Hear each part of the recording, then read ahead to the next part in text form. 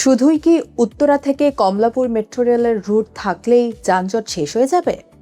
অন্যান্য এলাকার যানজট কিভাবে কমতে পারে? ঢাকাবাসী ছাড়া অন্যান্যরা কি মেট্রো রেল নেটওয়ার্কের আওতায় আসতে পারে? ঢাকা থেকে মেট্রো রেলে চড়ে রাজধানীর সীমানা পেরিয়ে গাজীপুর, নারায়ণগঞ্জ কিংবা আশেপাশের জেলাগুলোর দিকে যাওয়া কি সম্ভব?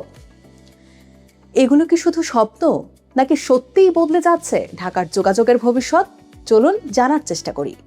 সাম্প্রতিক সময়ে হালনাগাদ কৌশলগত পরিবহন পরিকল্পনা অর্থাৎ ইউআরএসটিপিতে এবার রাজধানীকে ঘিরে নেওয়া হয়েছে বড় ধরনের পরিবহন মহাপরিকল্পনা, যেখানে শুধু মেট্রো রেল নয়, যুক্ত হচ্ছে মনোরেলও। পরিকল্পনা বাস্তবায়িত হলে ঢাকা ও আশেপাশের নারায়ণগঞ্জ, নরসিংদী, মুন্সিগঞ্জ, গাজীপুর ও মানিকগঞ্জের মতো অঞ্চলগুলোকে একটিও সমন্বিত পরিবহন নেটওয়ার্কের আওতায় আনার লক্ষ্য রয়েছে। কিন্তু আসল চমকটা কোথায় জানেন? বর্তমানে যে মেট্রো রেল নেটওয়ার্ক নিয়ে আমরা কথা বলছি, সেটিকে আরও বড় করার প্রস্তাব এসেছে। আগের 5টি লাইনের সঙ্গে যুক্ত করার কথা বলা হয়েছে নতুন 3টি মেট্রো রেল রুট। এর মধ্যে MRT-7 হবে গাজীপুর থেকে নারায়ণগঞ্জ পর্যন্ত, আর MRT-3 ও MRT-8 এর মাধ্যমে কেরানীগঞ্জ, সদরঘাট, পল্টন, তেজগাঁও, গুলশান ও কুড়িল সহ রাজধানীর গুরুত্বপূর্ণ এলাকাগুলোকে যুক্ত করার পরিকল্পনা রয়েছে। শুধু মেট্রো রেল নয়, রাজধানীতে প্রস্তাব করা হয়েছে 5টি মনোরেল করিডর।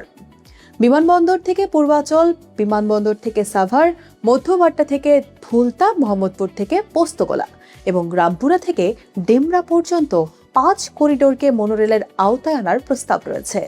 এই পরিকল্পনা বাস্তবায়িত হলে মেট্রো রেল নেটওয়ার্ক 2030 সালে প্রায় 72.2 কিলোমিটার, 2035 সালে 137.8 কিলোমিটার এবং 2045 সালে বেড়ে দাঁড়াতে পারে 268.5 কিলোমিটারে।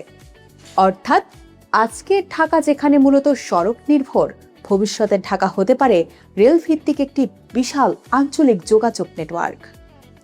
তবে এখানে কিন্তু বাস্তবতার একটা ধাক্কাও বুঝে নিতে হবে, কারণ এগুলো এখনও মূলত পরিকল্পনা ও প্রস্তাবের পর্যায়ে।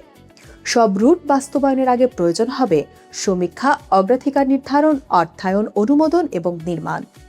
আর তাই মেট্রো রেল ঢাকার বাইরে যাবে কিনা, সেই প্রশ্নটার চাইতেও গুরুত্বপূর্ণ হলো 2045 সালের এই মহাপরিকল্পনা বাস্তবে কতটা বদলে দিতে পারবে ঢাকা ও আশেপাশের কোটি মানুষের যাতায়াত। আপনার কি মনে হয়, আসলেই কি সম্ভব? মন্তব্য জানাতে পারেন কমেন্টে।